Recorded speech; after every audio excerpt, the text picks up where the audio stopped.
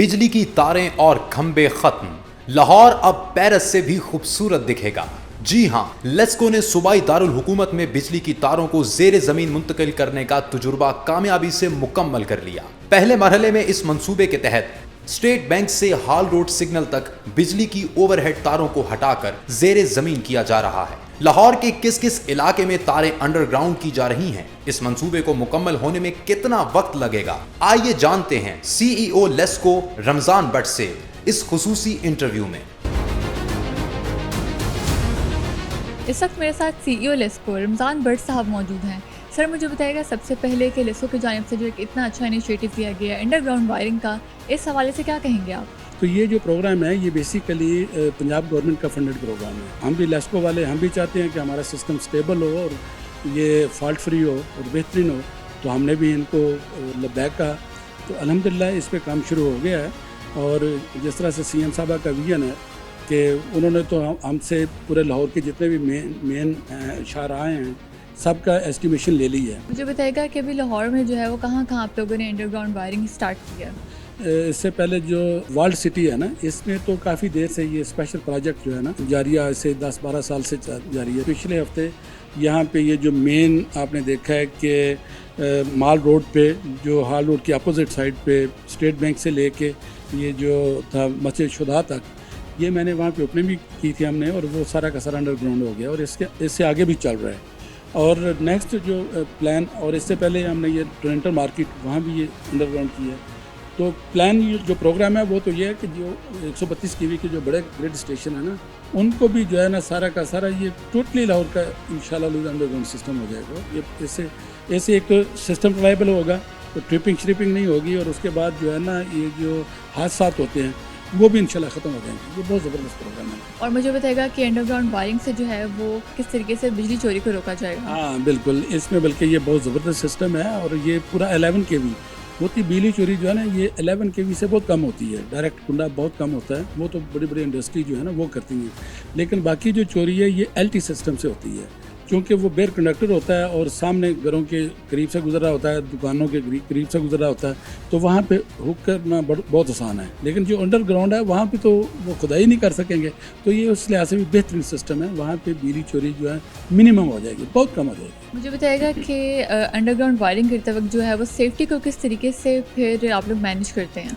देखिए, इसकी बाकायदा SOP है, और ये वायरिंग नहीं है, ये तो पूरा सिस्टम ले डाउन करना होता है ना। इसमें ट्रेंचेस बनाते हैं और एक स्टैंडर्ड स्पेक्स है, पूरे इंटरनेशनल है। मुझे बताइएगा कि जब ये सारा जो लाहौर में होगा, जब अंडरग्राउंड वायरिंग हो जाएगी लाहौर की, तो इस मंसूबे पे जो है वो टोटल कितनी लागत आ रही है? नहीं, ये जो है ना इसकी एस्टिमेशन तो जो है ये इन पार्ट्स करते हैं, और ये स्पेशल कंसल्टेंट है जो करके देता है। डिपेंड करता है कि कौन सा एरिया अंडरग्राउंड होना है और उसमें कितना इंफ्रास्ट्रक्चर चाहिए। तो इसकी मुख्तलिफ जो है ना, फिर अगली बात है कि अब ये तो मोहतरमा CM साहब को पता होगा ना कि उन्होंने कौन सा किस तरह से करवाना चाह रही हैं। भैया को तो सारा का सारा लाहौर का जो है ना वो तो बहुत बड़ा प्रोजेक्ट है, लेकिन वो फिजिबल भी नहीं है। इन पार्ट जिस तरह से वो कर रही हैं, बड़ी विजनरी स्टाइल से आगे बढ़ रही हैं। 1 मेगावाट का यहाँ पे एक सिस्टम इंस्टॉल करें जो हमारी इंटरनल ज़रूरियात को भी पूरा करे और हमें जो है वो ग्रीन एनर्जी भी देता रहे। यहाँ पे एक 16 कनाल के ऊपर लेक दी है जो 5 मिलियन एकड़ पानी को स्टोर कर सकती है।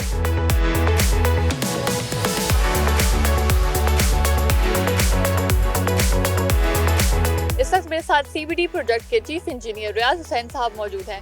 रियाज साहब, मुझे बताइएगा सबसे पहले CBD प्रोजेक्ट के हवाले से क्या है और क्या क्या फैसिलिटीज़ आप लोग यहाँ पे दे रहे हैं? मैं बताता चलूँ कि ये पाकिस्तान का पहला सेंट्रल बिजनेस डिस्ट्रिक्ट है, जो हमें मैंडेट मिला है गवर्नमेंट ऑफ पंजाब की तरफ से।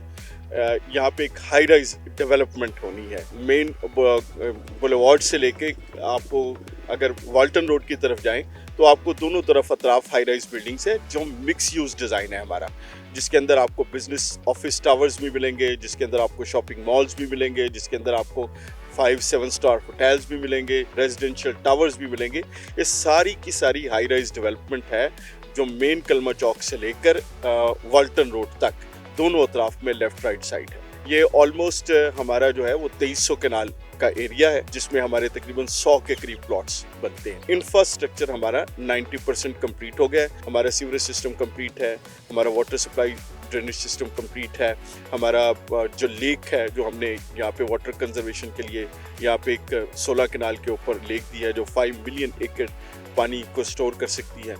मुझे बताइएगा कि जो फ्लाईओवर आप लोगों ने तैयार किया है जहाँ पे जो सोलर प्लेट्स इंस्टॉल की जाएंगी, बिजली पैदा होगी, उस प्रोजेक्ट के हवाले से थोड़ा सा बताएगा कितनी सोलर प्लेट्स लगेंगी और कितनी मेगावाट जो है वो वहाँ से बिजली पैदा होगी। ये पाकिस्तान का पहला ब्रिज है जिसकी दोनों साइड्स पे आपकी वॉकवेज है। हमारे यहाँ साइकिलिस्ट बहुत ज़्यादा हैं, तो हमने ये कोशिश की कि हम जो साइकिल इन ब्रिज के ऊपर बनाएं, एक तो वो महफूज हो, उसको महफूज करने के लिए फिर हमें उसके ऊपर ग्रिल्स इंस्टॉल करना पड़ेगी। जब ये ग्रिल लगाई तो सीईओ साहब ने फिर डायरेक्शन दी कि इन ग्रिल्स को हम किसी तरह से यूज़ करें।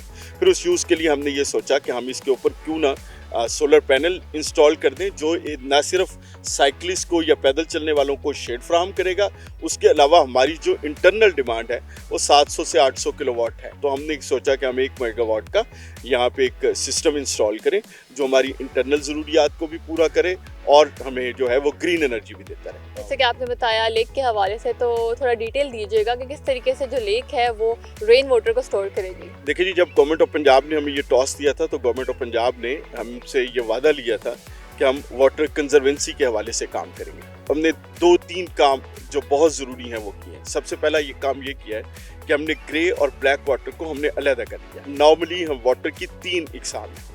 एक पोर्टेबल वाटर है जो हम ड्रिंक करते हैं, कुकिंग के लिए इस्तेमाल करते हैं या अपने बर्तन को वॉश करने के लिए इस्तेमाल करते हैं, that is called as a portable water. दूसरा आपका ग्रे वाटर है जो हम वज़ू के लिए इस्तेमाल करते हैं, वॉशिंग के लिए इस्तेमाल करते हैं, हम अपने जो रोज़मर्रा के लवाजमात है, फर्श है, इन सबको धोते हैं, उसको हम ग्रे वाटर कहते हैं। तीसरा ब्लैक वाटर है जो आपका टॉयलेट के ज़रिए आता है, सीवरेज का पानी जो है वो आता है। जो सीवरेज वाटर है वो तो सेंट्रली ट्रीट होके हम इसको फाइनल डिस्पोजल स्टेशन के अंदर डालेंगे। जो आपका ग्रे वाटर है जो नॉर्मल आपकी वाटर यूज़ का 60 to 80% होता है, तो हम इसको 70% भी अगर लें तो वो सारा का सारा रिसाइकल होगा। तो इसका मतलब है कि अगर आप एक शख्स को 50 लीटर पर डे पानी दे रहे हैं तो उसमें से 35 से लेकर 40 लीटर पानी रीयूज़ होगा और 10 लीटर पानी ऐड होगा। अब वो 10 लीटर पानी जो ब्लैक वाटर के तौर पे इस्तेमाल हो रहा है उसकी डेफिशिएंसी को पूरा करने के लिए हमने ये कहा था कि ये जितनी रेन होती है, ऑलमोस्ट 645 मिलीमीटर रेनफॉल है, एवरेज रेनफॉल लाहौर की है, जो 30 से 32 दिन बनते हैं हमारे रेनफॉल के डेज।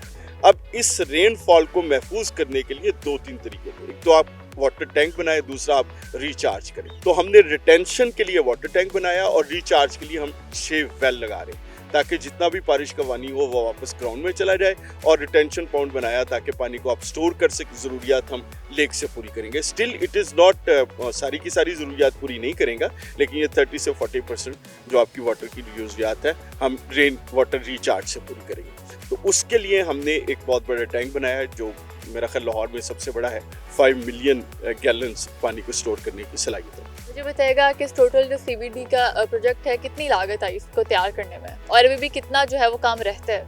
देखिए, हमारा इंफ्रास्ट्रक्चर जो अंडरग्राउंड इंफ्रास्ट्रक्चर है वो सारे के सारा कंप्लीट है, जिसके ऊपर हमारी तकरीबन 11 बिलियन की लागत आई, जिसके अंदर आपकी अंडरग्राउंड इलेक्ट्रिसिटी है, ड्रेनेज है, लेक है, आपका तमाम इंफ्रास्ट्रक्चर है। अब जो रहने वाला काम है वो ग्रिड स्टेशन है। रूट का नाम जो है वो रूट 47 है, तो मुझे बताएगा क्या कोई स्पेसिफिक सिग्निफिकेंस है इसकी 47 की? बहुत ज़्यादा सिग्निफिकेंस है जी। ये एक हिस्टोरिक मोमेंट है पाकिस्तान के अंदर।